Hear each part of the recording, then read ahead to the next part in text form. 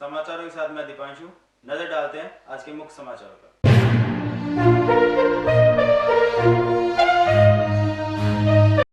थाने से महज 400 मीटर की दूरी पर फायरिंग में युवक की मौत। करीब आधे घंटे तक पुलिस भी रही बेखबर। आरोपी पुलिस पकड़ से बाहर।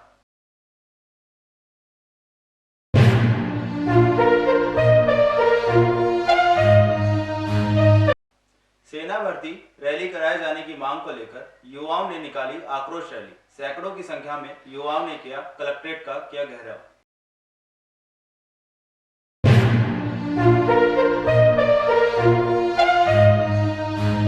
छठ महापर्व पर पूर्वांचल वासियों ने छिपते सूरज को दिया पहला अर्घ। स्थानीय सागर जलाशय पे जुटे लोग विधि विधान से की पूजा अर्चना।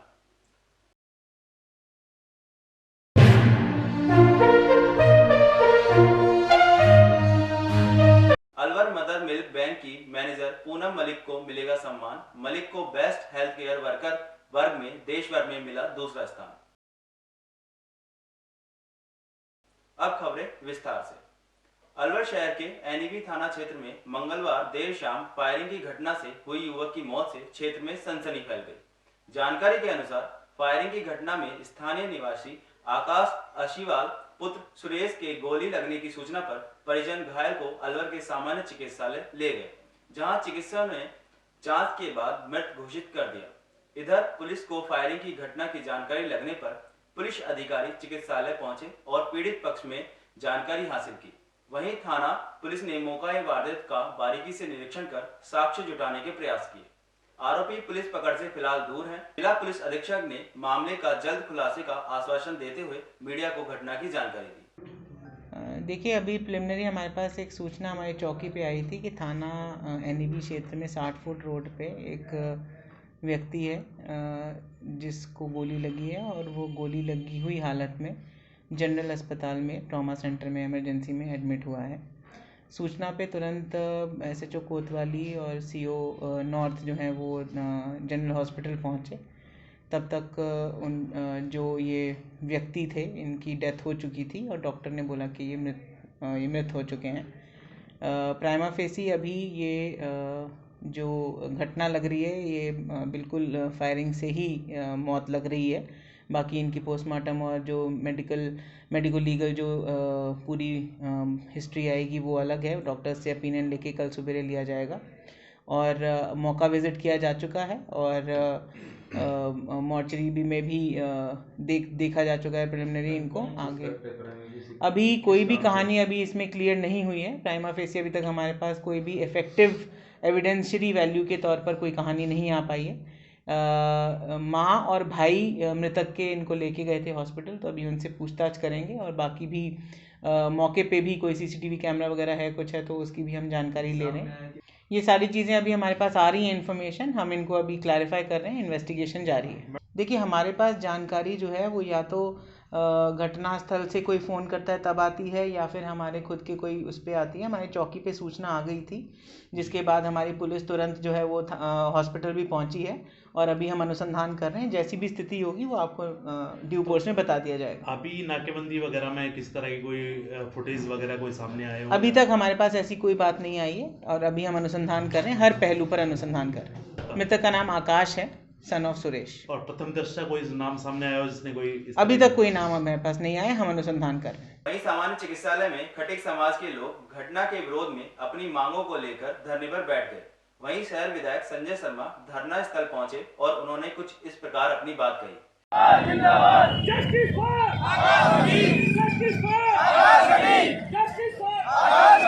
भाग्यपूर्ण घटना है, शहर के बीचों बीच ऐसी घटना हो जाए, मर्डर हो जाए और पुलिस 1 घंटे बाद पुलिस को सूचना मिले। सबसे बड़ी दुर्भाग्यपूर्ण घटना तो ये है कि दुर्भाग्यपूर्ण बात कि 500 मीटर दूरी पर हत्या हो जाए और परिजन उसको इलाज के लिए अस्पताल लेके आए और यहाँ वो मृत पाया जाए और पुलिस की चौकी अस्पताल वाली थाने को सूचना करे कि साहब इस प्रकार की एनईबी थाने में घटना गई है, तो ये पुलिस की निष्क्रियता है, नाकाबिलियत है। और आकाश खटीक 20 वर्ष का बालक है, परिवार में कोई भी कमाने खाने वाला नहीं है, 2 भाई हैं, पिता भी बीमार है और दुर्भाग्यपूर्ण स्थिति यह है कि परिवार आज असहाय सा महसूस कर रहा है और जिस प्रकार से सोशल मीडिया जो जानकारी आई है कि सोशल मीडिया पे इनकी कोई लड़ाई थी क्या थी, ये तो जांच का विषय है। लेकिन आज हमने मांग करी है, मैं मौके पर आया तो परिवार की भी मांग ये थी, विशेष रूप से खटीक समाज की मांग भी ये थी कि अपराधी तुरंत प्रभाव से गिरफ्तार हो, साथ ही साथ जो मेडिकल बोर्ड से पोस्टमार्टम कराया जाए और जो भी आर्थिक सहायता नियम अनुसार राजस्थान सरकार के नियम के तहत, सरकार के नियमों के तहत वो आर्थिक सहायता दिलाई जाए। तीनों बातों पर जिला कलेक्टर महोदय को भी मैंने फ़ोन के माध्यम से अवगत कराया था। फिर अभी सिटी मजिस्ट्रेट साहब, एडिशनल साहब आए हैं और उन्होंने अपनी सहमति जताई और परिवार की सहमति प्लस समाज की सहमति के बाद परिवार तैयार हुआ है, समाज तैयार हुआ है और पोस्टमार्टम होगा और विधिवत सम्मानपूर्वक तरीके से पार्थिव देह का संस्कार भी होगा। लेकिन मांग यही है कि अपराधी तुरंत प्रभाव से गिरफ्तार हो, चाहे वो किसी भी जाति का हो, किसी भी समाज का, क्योंकि अपराधी की कोई जाति नहीं होती। तो हम सबकी मांग है कि अपराधी तुरंत गिरफ्तार हो और विशेष रूप से शहर में जिस प्रकार से घटनाएं बढ़ी हैं उसको लेकर के गश्त का प्रबंध विशेष रूप से किया जाए तो अपराधियों के हौसले कम होंगे। लेकिन स्थिति आज ये है कि अपराधियों के हौसले बुलंद हैं और आम जनता भय से त्रस्त है। ये समाज की और परिवार की मांग थी कि तुरंत गिरफ्तार हो और एडिशनल साहब ने ये विश्वास दिया कि हम तुरंत टीम हमने भेज दी है और हमने चिन्हित भी कर लिया है और हम बहुत शीघ्र गिरफ्तारी कर लेंगे। हो सकता है कि 1 घंटे में हो जाए, 2 घंटे में हो जाएंगे। उसके बाद उन्होंने 2 दिन के समय की, कम से कम 2 दिन समय की कहा है और समाज ने और हम सब ने तय किया कि 2 दिन का समय दिया जाना चाहिए, क्योंकि पुलिस अगर इसी जगह लगी रहेगी तो अपराधी को निकलने में समय मिल जाएगा और भाग भी सकता है। लेकिन मुझे पूरा विश्वास है कि 2 दिन में वो पकड़ में आ जाएगा और नहीं तो फिर समाज ने तय किया है कि हम वापस एनईबी थाने का घेराव भी करेंगे। सेना भर्ती रैली की मांग करते हुए अलवर जिले के युवाओं ने बुधवार को आक्रोश रैली निकाली। स्थानीय बिजलीघर चौराहे पर काफी संख्या में एकत्रित हुए युवा मुख्य बाजारों से होते हुए जिला कलेक्ट्रेट रैली के रूप में पहुंचे। इस दौरान युवा नारेबाजी करते हुए दिखाई दिए। जिले में पिछले कई वर्षों से सेना रैली नहीं होने पर अपनी नाराजगी जाहिर की। कलेक्ट्रेट पहुंचे युवाओं के हाथों में तिरंगा लहराते हुए प्रशासन को गृह मंत्री एवं रक्षा मंत्री के नाम ज्ञापन सौंप और जिले में सेना भर्ती रैली करवाने की मांग की। युवा मोर्चा अध्यक्ष संदीप ओला ने मीडिया को जानकारी देते हुए बताया, जिले में पंचायत चुनाव हो सकते हैं, भर्ती परीक्षाएं हो रही हैं, तो क्या सेना भर्ती पर रोक क्यों? उन्होंने शीघ्र ही जिले में सेना भर्ती कराए जाने की मांग दोहराई। वंदे मातरम, वंदे मातरम, भारत माता की जय, भारत माता की जय, भारत माता की जय, भारत माता की जय, भारत माता की जय।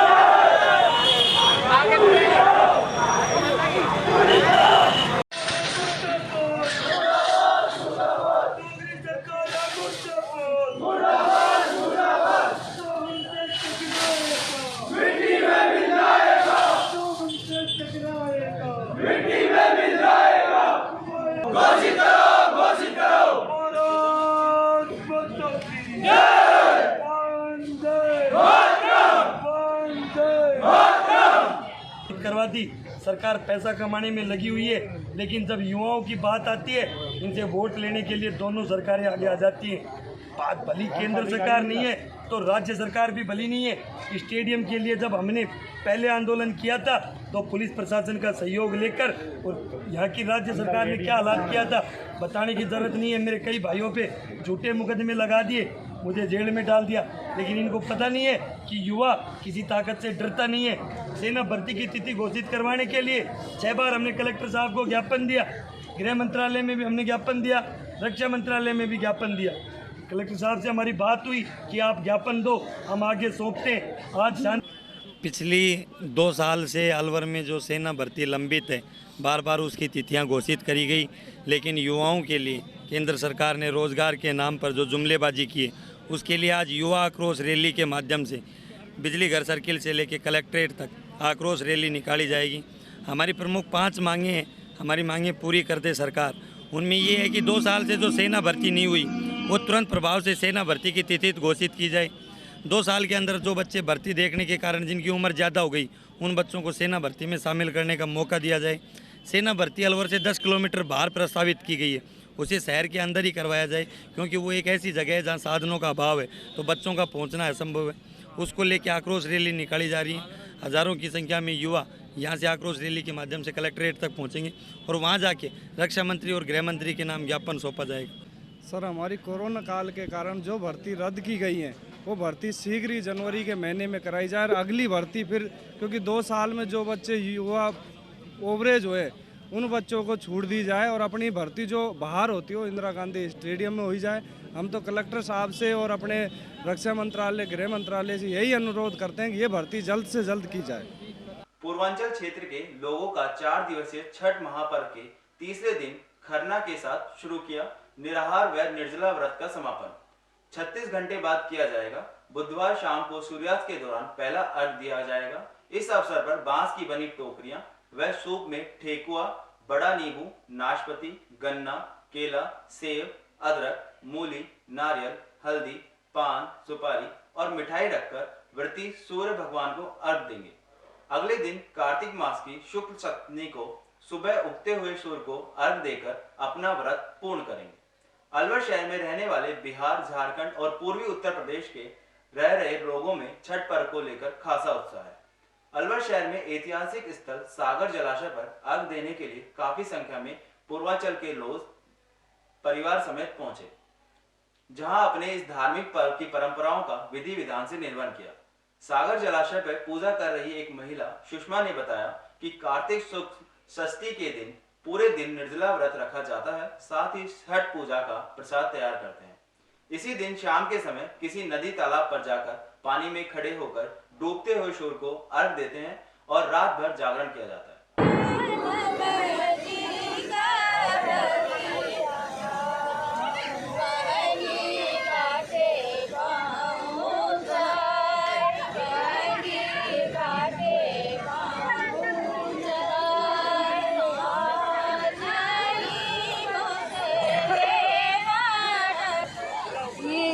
बिहार का मेन इम्पोर्टेंट व्रत होता है।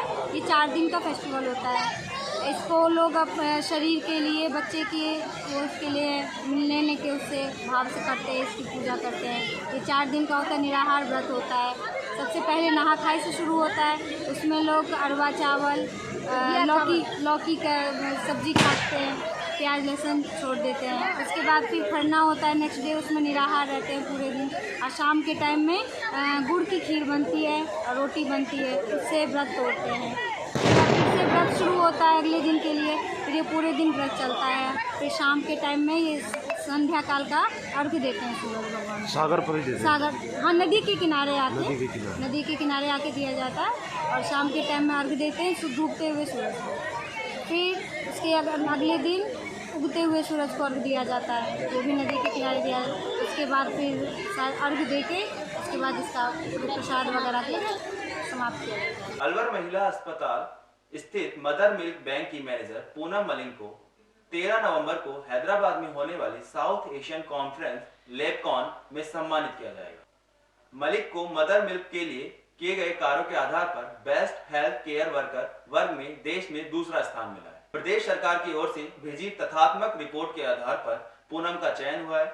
मलिक ने प्रदेश में संचालित 18 मिल्क बैंकों में पहुंचकर सेटअप कराया। मिल्क बैंक स्टाफ को अलवर में प्रैक्टिकल प्रशिक्षण दिया।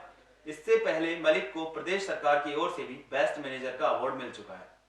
प्रदेश सरकार की ओर से भी नई दिल्ली में स्मार्ट गवर्नेंस के लिए स्कॉच अवार्ड के तहत गोल्ड मेरिट अवार्ड लेने में भी भेजा गया था। अलवर मिल्क बैंक में अब तक 13,444 नवजात शिशुओं को 98,061 यूनिट दूध से देकर लाभान्वित किया गया। 14,862 माताओं को अपने बच्चों को स्वयं का दूध पिलाने के लिए सक्षम बनाया गया है। अलवर मदर मिल्क बैंक के मैनेजर पूनम मलिक को सम्मान मिलने की खुशी में अलवर निवासी और भारतीय जनता पार्टी के महिला मोर्चा के राष्ट्रीय उपाध्यक्ष पूजा कपिल मिश्रा ने मिल्क बैंक पहुंचकर उन्हें बधाई दी। उन्होंने इस अवसर पर कहा कि नारी के रूप में, एक मां के रूप में इस बैंक में जो भी भागीरथी प्रयास किए हैं वह सराहनीय है। मैं पूजा कपिल मिश्रा, राष्ट्रीय उपाध्यक्ष भारतीय जनता पार्टी महिला मोर्चा, और आज मैं हूँ अलवर, मेरे अपने शहर में हमारे सरकारी अस्पताल में, और ये गौरवान्वित क्षण है मेरे शहर के लिए। और मैं उस नारी शक्ति के साथ खड़ी हूँ जो उन नवजातों को जो अमृत होता है 6 महीने तक बच्चों के लिए जो दूध अमृत होता है, हम सब कहते हैं, हमारी संस्कृति में कहते हैं, विज्ञान कहता है, स्वास्थ्य चिकित्सक सब लोग कहते हैं, उसको सहेजने का और हर उस बच्चे को जिसकी माँ या तो कैपेबल नहीं है या उनकी माँ नहीं रही है, उनको वो अमृत पान मिलता रहे, उसके लिए जिस तरह से मेरे अलवर शहर की पूनम जी ने जिस तरह काम किया, आज उनको सुशैना की तरफ से पूरे देश भर में पूरे देश में ये सेकंड आई है। ये पूरी मेरी अलवर की जो ये पूरी यूनिट है हमारी पूनम जी के नेतृत्व में, और डॉक्टर टेकचंद जी मेरे साथ हैं जो इनको पूरी तरह से मार्गदर्शन देते हैं, इनका साथ देते हैं। इस गौरवमय क्षण के लिए मुझे सौभाग्य। अलवर शहर के स्थानीय दादपुर के निकट स्थित रेलवे लाइन पर एक अज्ञात व्यक्ति की ट्रेन के नीचे आने से दर्दनाक मौत हो गई। सूचना पर पहुंची रेलवे थाना पुलिस ने मृतक के क्षत विक्षत शव को मोर्चरी में रखवाया। पुलिस मृतक की शिनाख्त करने में जुटी है। मृतक ने नीली जींस व हल्के बैंगनी रंग की शर्ट पहनी है। इस ट्रेन हादसे में मृतक व्यक्ति का शरीर 2 भागों में कट गया है। पुलिस ने मामले में कार्रवाई शुरू कर दी है। मैं GRP SHO अलवर लक्ष्मण सिंह आज 10/11 को जारी टेलीफोन स्टेशन अधीक्षक अलवर ने सूचना दी कि 7:30 बजे रानीखेत एक्सप्रेस से दाऊदपुर पुलिया के नीचे एक अज्ञात व्यक्ति रन ओवर हो गया है। घटनास्थल पर देखा गया तो व्यक्ति छाती से कटकर 2 हिस्सों में डेड बॉडी पड़ी थी, जिसकी उम्र करीब 40 साल है। जीन्स की नीली पैंट, काली शर्ट जिसमें सफ़ेद धारियाँ, हवाई चप्पल पहन रखी है, जिसकी शिनाख्त नहीं हुई है। वारिसान की तलाश जारी है। अगर किसी को इसके परिजनों की पता चले तो GRP थाना अलवर से संपर्क करें। वक्त हो चला है एक छोटे से ब्रेक का, जल्द हाजिर होंगे। अलवर वासियों के दिल में अपनी अलग पहचान बना चुके त्रिहान ग्रुप खास आपके लिए लेकर आए हैं नगर विकास न्यास अलवर द्वारा अनुमोदित अलवर की बेहतरीन अफोर्डेबल आवासीय योजना, जिसमें आपके लिए उपलब्ध है सुरक्षित जीवन शैली, वो भी सिर्फ नाम मात्र की कीमतों में। कोई भी मन बनाने से पहले साइट विजिट जरूर करें, क्योंकि फ्लैट की कीमत है सिर्फ 5,15,000 रुपए से शुरू। अलवर भिवाड़ी मेगा हाईवे पर स्थित ये टाउनशिप आपके लिए पूरी तरह से सेफ है, जहां आपको मिलेंगी चौड़ी सड़कें, हरे भरे गार्डन, मंदिर और गुरुद्वारा। तो जल्दी कीजिए, सीमित फ्लैट्स उपलब्ध।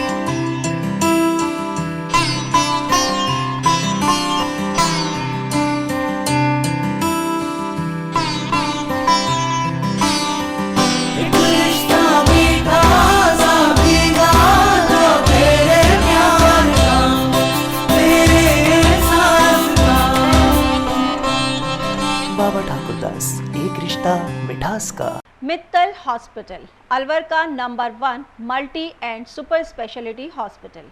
हमारे यहाँ उच्च स्तरीय वेंटिलेटर युक्त ICU, SICU, वातानुकूलित operation theatre, CT scan, dialysis, echocardiography, महिलाओं की दूरबीन द्वारा जांच, colour sonography, digital x-ray, computerised lab, computer द्वारा हृदय, दिमाग और फेफड़ों की जांच, शिशु गहन चिकित्सा इकाई, सिजेरियन डिलीवरी, टीकाकरण, गर्भपात, फिजियोथेरेपी, टीवी पर फ्रैक्चर को जोड़ना, ECG जैसी सुविधाएं उपलब्ध हैं।